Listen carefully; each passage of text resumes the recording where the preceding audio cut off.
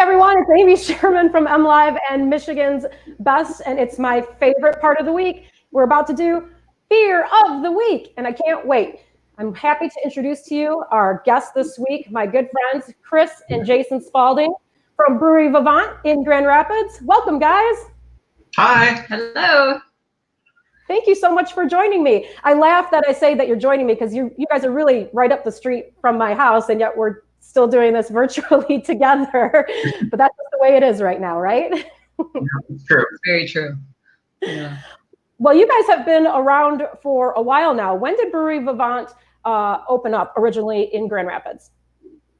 Well, this is actually going to be our 10th year anniversary this year in December. So it was like December 2010 that we opened. So wow, that's in the beer world, that's like forever ago. Yeah. Right? It truly is. You guys are kind of one of the, I don't want to say old ladies, but kind of. What's this run been like for Brewery Vivant? You guys you originally built your brew pub in a former funeral home chapel, which it makes you one of the most unique spaces in Michigan, I'd say. What made you pick that spot? All right. Well, we had this plan to do a brewery kind of inspired from, the southern Belgium part, and we had this real European feel to it. And when we walk into that chapel, it just felt like a European pub. It was like so easy to kind of see, we could put some long tables here, the bar would go there, and it was just such a unique spot. And it had the adjacent building that would fit all of our brewing equipment. And it was just like too perfect for our plan to not do whatever we had to do to make it happen. And if I don't know, people recall, people think the economy's bad now. I mean, also it was really bad in 2008, 9, 2010 when we finally opened. It was really tough to get things financed to make it all happen. But it was the perfect location for us. We just kind of dug our heels in and made it happen. I think outside of the building too, the location, the neighborhood we're in is amazing, and a nice mixed use of residential and some retail, and it was a kind of an up and coming space too. So that made it really attractive as well to feel like we're really part of a neighborhood and the community. Well, the neighborhood that you're in, the Cherry Hill neighborhood, which if people are unaware, is the center of the universe in Grand Rapids. You guys are really kind of the anchor to that neighborhood, transforming and changing and becoming such a vibrant part of the Grand Rapids community. Yeah, I think with that, there was definitely some other places that had already committed to the neighborhood and been there for a little bit, but the size of our property was so big that without having that occupied with a community-focused company, I think the neighborhood, wasn't quite what it could be.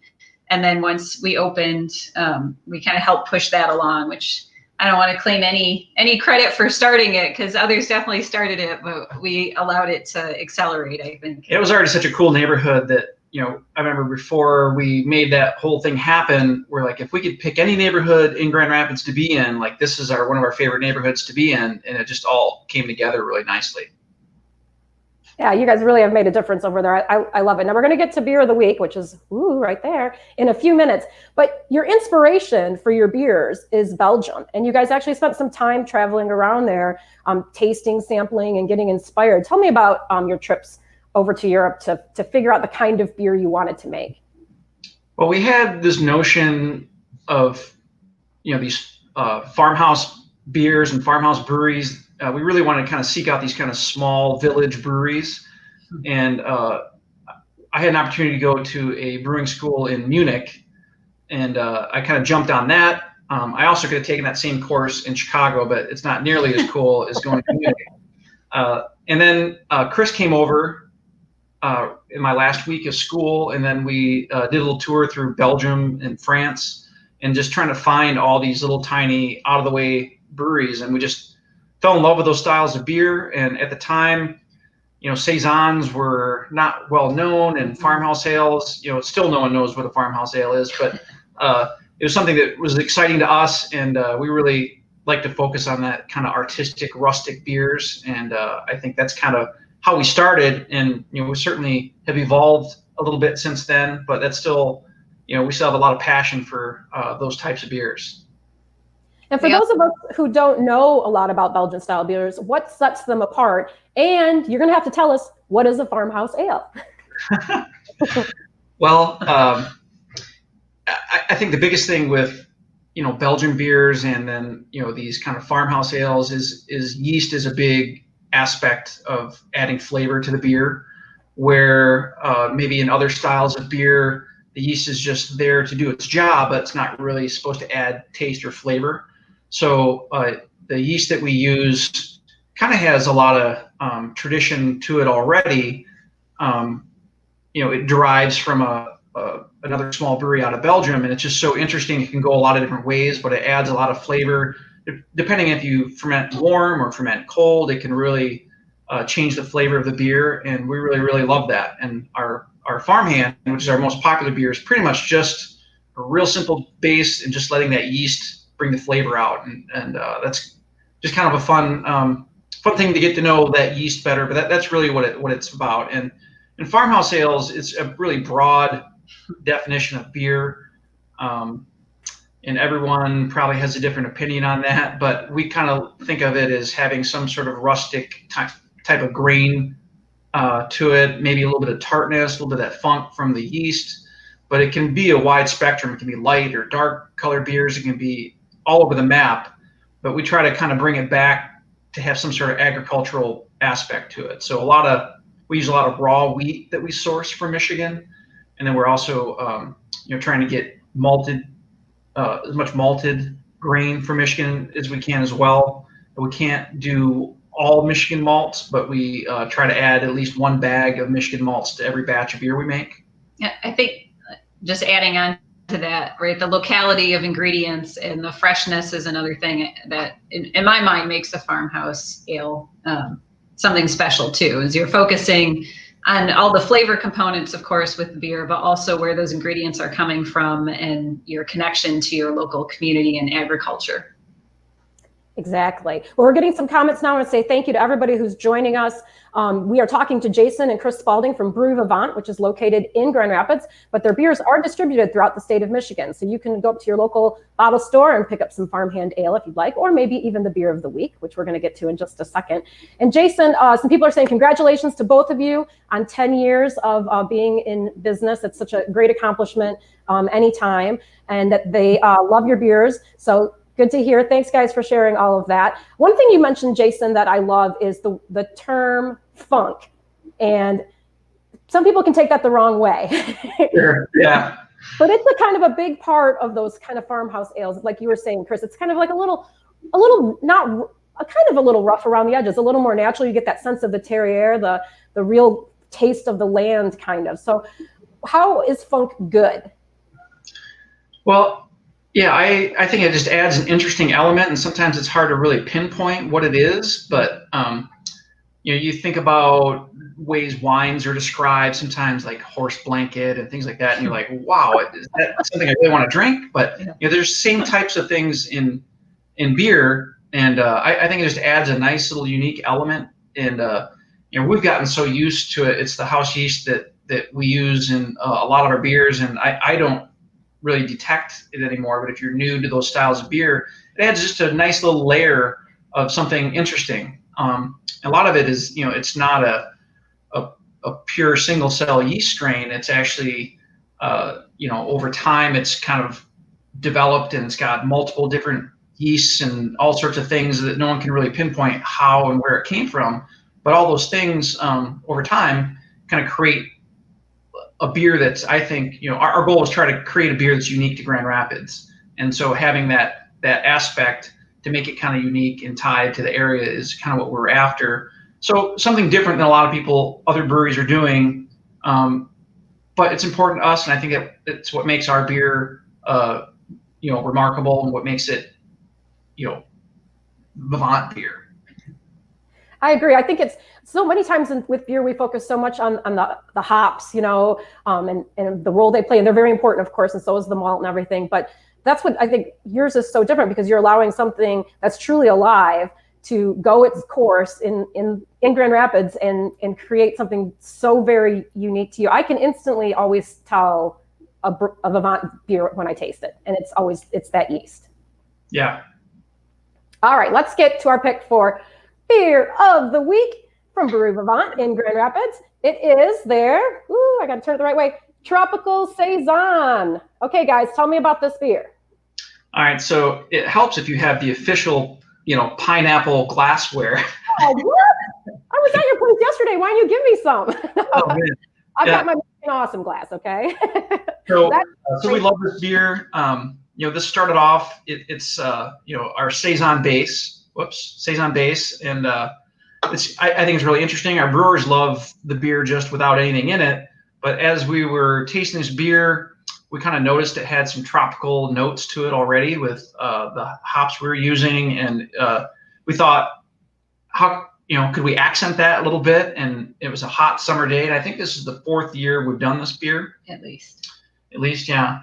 And we wanted it to still have a nice hot presence, but a little bit of that hot bitterness to kind of, smooth out the kind of sweetness of the fruit. But the pineapple and mango in it were flavors that we kind of detected naturally in the beer, and we wanted to kind of accent that with it. But on a hot summer day, it's pretty refreshing, and it's a lot of fun. We do a lot of beers with no fruit, no adjuncts, and straight up sours and all these types of things. But what we found in even like the Belgian breweries, they love to add different types of things to it, spices, fruits. Mm-hmm. It's all game, and so this was just kind of a fun little project, and it's been pretty popular.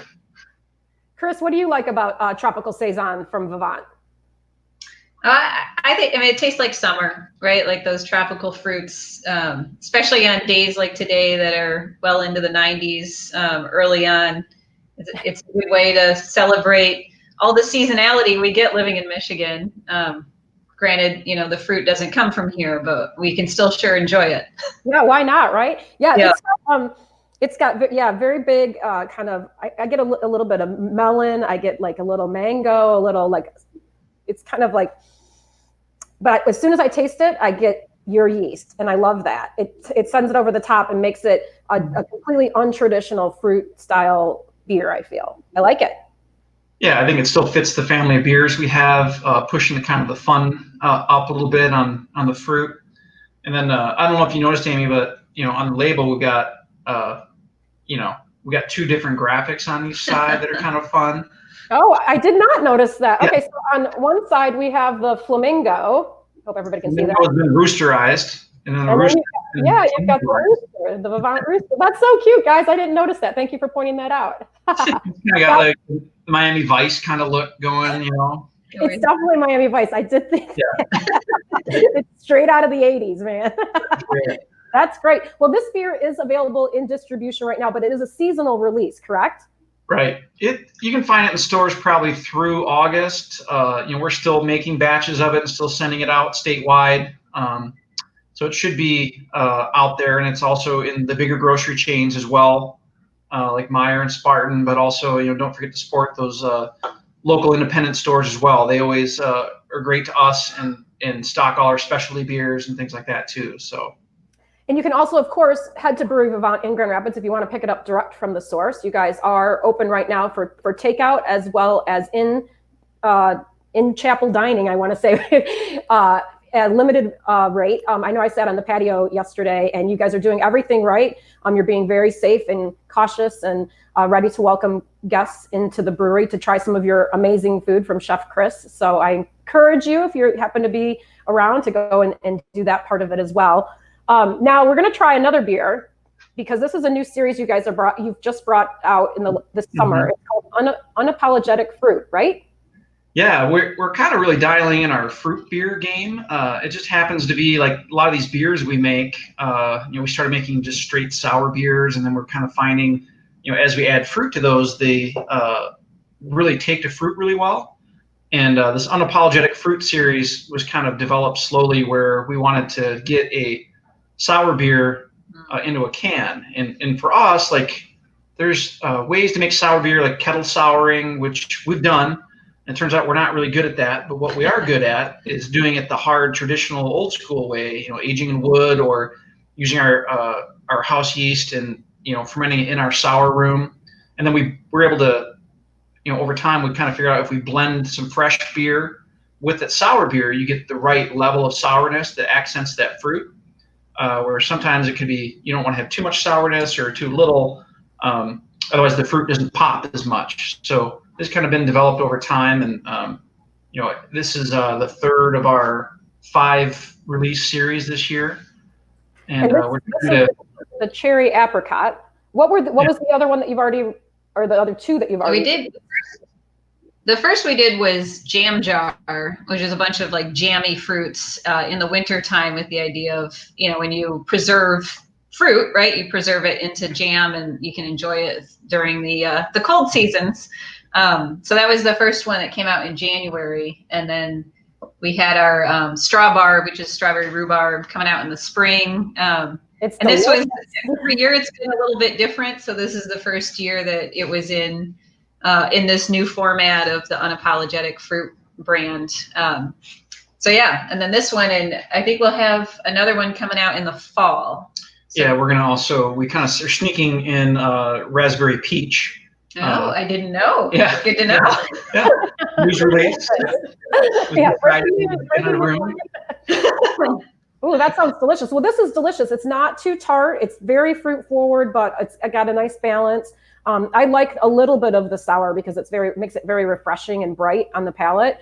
And I will say that I had the rhubarb one, the straw rhubarb. What did you call it? The straw rhubarb? Rhubarb. Yeah. That was delicious yesterday. It was a brilliant pink color, that like magenta. It was really beautiful and full of fresh fruit flavors. So something a little bit different from you guys. I love that. And we have a couple questions coming in.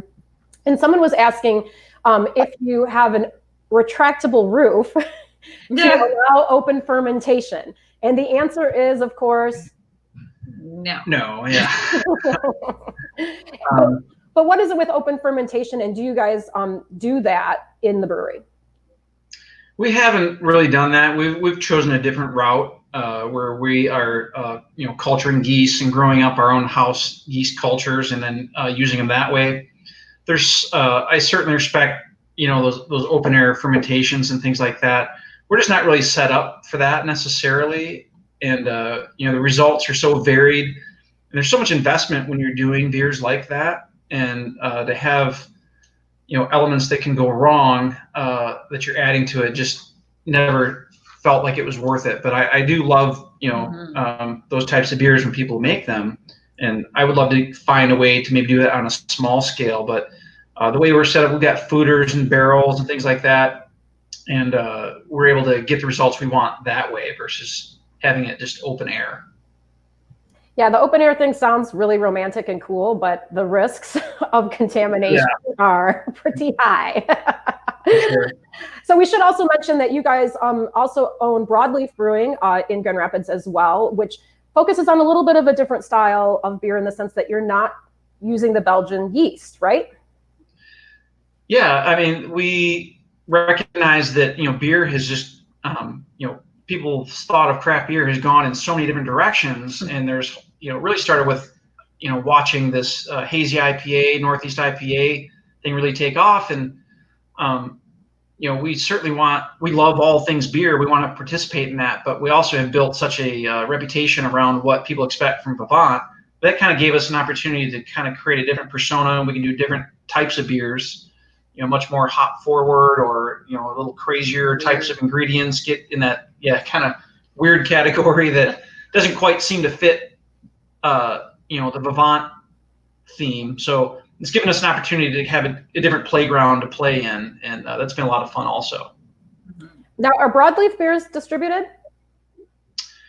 They're not distributed. We were able to do self-distribution up until March, and then we had to stop because we hit that 1,000 barrel mark between both breweries. And then, as you know, the legislation just changed and changed that definition. So we actually could self-distribute again, and we're just kicking that around at the moment. But right now, that beer is really intended to be, just available at Broadleaf and make it a neighborhood place, and you come to us to get the beer. But we've been able to sell beer to some of our stores we're real friends with and things like that, but not very, not outside Grand Rapids. Yeah.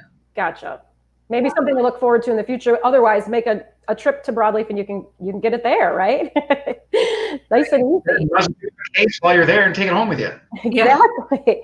Well, one more thing, we're going to run out of time here, but Kris, I just wanted to mention really quickly, you were spearheading the My Restaurant Promise initiative of restaurants getting together to sign a promise to serve safely and to do everything according to the mandate. Tell me a little bit about that and where people can get more information.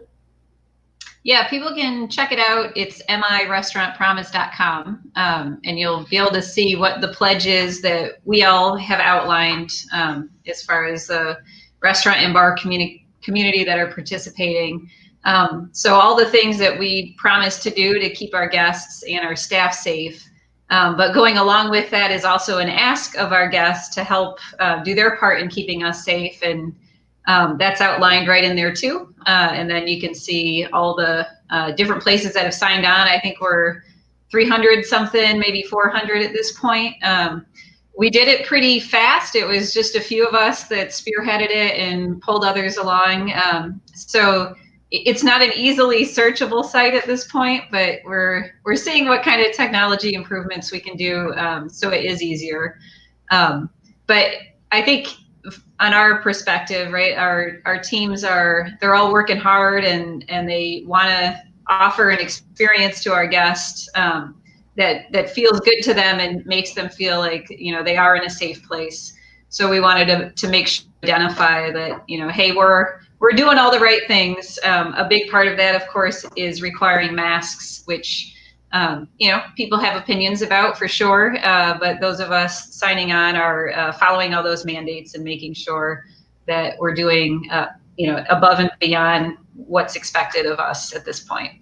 But it was pretty awesome. It was great to work with the others that there's about a dozen of us that kind of create that and put it out there, and just to have that community of support with what people might view as competitors, right? Brewing has always been a pretty collaborative industry, but I think restaurants are too. And a time like this where it's really a pandemic is a crisis for our industry, to have us all come together and support each other and support our teams and our guests it's pretty inspiring and gives us, a little hope each day moving forward. I agree. Well, if people want to get information about that, they can go to MLiverestaurantpromise.com. And Jason, if they want to get more information about Brewery Vivant, learn more about the brewery, find your beers, maybe plan a visit, where should they go? Yeah, we have all things, at Brewery Vivant, whether it's, website, social media stuff, it should be pretty easy to find. And then also, Broadleaf beer is our other handle for the other place. Perfect. I love it. Well, you guys, Kris and Jason Spaulding from Brewery Vivant in Grand Rapids, thank you so much for joining me on Beer of the Week. Thank you. Thanks. Cheers. If you want to get more information about Beer of the Week, head to MLive.com.